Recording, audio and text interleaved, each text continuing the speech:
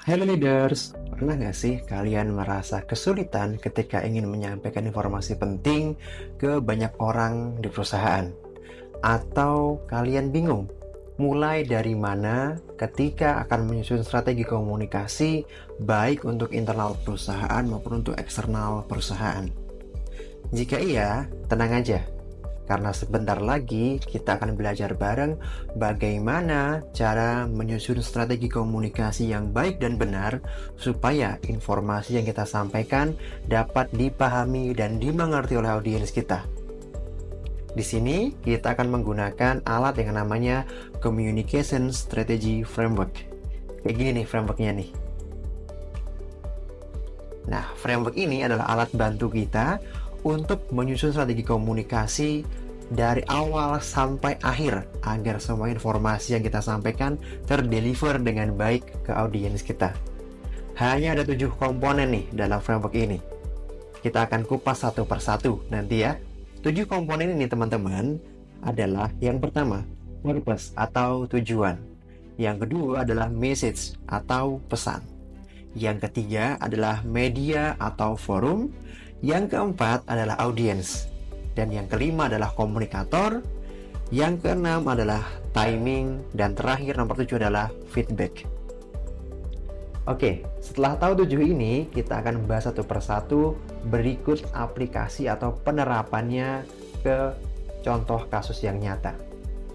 Kita pakai contoh kasus terkait gini misalnya. Teman-teman adalah seorang CEO dan ingin mengkomunikasikan tentang perubahan kebijakan WFH di tempat teman-teman. Oke, kita mulai ya dari yang pertama. Kita bedah dulu. Yang pertama adalah tujuan. Tentukan tujuan apa yang pengen Anda capai dari komunikasi ini. Misalnya untuk kasus ini, berarti semua karyawan, semua level mengetahui dan memahami terkait perubahan kebijakan WFH. Oke, clear. Nomor 2, kita ngomongin tentang pesan. Teman-teman harus tentukan pesan apa yang pengen disampaikan ke audiens. Pesan ini harus jelas, harus clear, dan harus concise atau padat. Contohnya misalnya, mulai 1 Agustus 2024, kebijakan WFH akan diperbarui. Karyawan diperbolehkan masuk bekerja dari rumah selama 3 hari dalam 1 minggu dengan persetujuan atasan langsung, titik. Cukup singkat, padat, dan jelas info yang disampaikan. Yang ketiga adalah terkait dengan media atau forum. Pilih media apa yang paling sesuai untuk penyampaian pesan ini. Contohnya tadi berarti paling tepat adalah dengan email perusahaan atau dengan forum mingguan atau forum 2 mingguan langsung ngomong di town hall kayak gitu misalnya, atau yang ketiga dengan posting di intranet atau jaringan internal perusahaan. Oke. Yang keempat adalah audience. Tentukan siapa yang menerima informasi ini. Kadang informasi kan nggak semua orang harus tahu. Ada beberapa orang yang hanya ditujukan tertentu kayak gitu. Nah, kalau dalam contoh ini tadi, berarti audiensnya adalah semua karyawan dari semua departemen, dari level manager sampai level staff. Yang kelima adalah komunikator. Tentukan siapa yang paling tepat untuk menyampaikan pesan ini.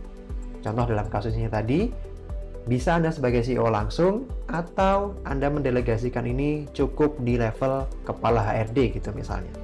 Atau misalnya mau dibuat berjenjang juga bisa. Anda ke level manager, manager ke level lead, lead ke level staff. Bisa seperti itu juga. Tergantung mana yang lebih cocok untuk level komunikatornya. Berikutnya adalah waktu atau timing. Tentukan kapan waktu yang tepat untuk menyampaikan informasi ini. Dalam contoh ini tadi, berarti waktu yang paling tepat adalah 2 minggu sebelum berlakunya kebijakan WFH yang baru. Supaya yang terdampak bisa siap-siap untuk melakukan adjustment atau penyesuaian. Kemudian yang terakhir, yang paling penting adalah feedback atau umpan balik. Tentukan media apa yang bisa memberikan umpan balik dari level staff tadi atau audiens tadi ke komunikator. Contohnya, dalam hal ini tadi, bisa digunakan formulir online kayak gitu, atau dibuka sesi pertanyaan ketika town hall, atau juga ada hotline khusus untuk menanyakan terkait dengan kebijakan tersebut. Jadi usahakan semua yang dikomunikasikan ke audiens, ada cara atau channel untuk audiens melakukan umpan balik atau bertanya ke komunikator. Oke, sederhana ya, cukup dengan 7 komponen dari framework tadi, kita dapat menyusun strategi komunikasi dengan baik dan benar. Semoga apa yang saya sampaikan ini bermanfaat dan dapat diterapkan di perusahaan teman-teman semuanya. Sekian dari saya, have a good day.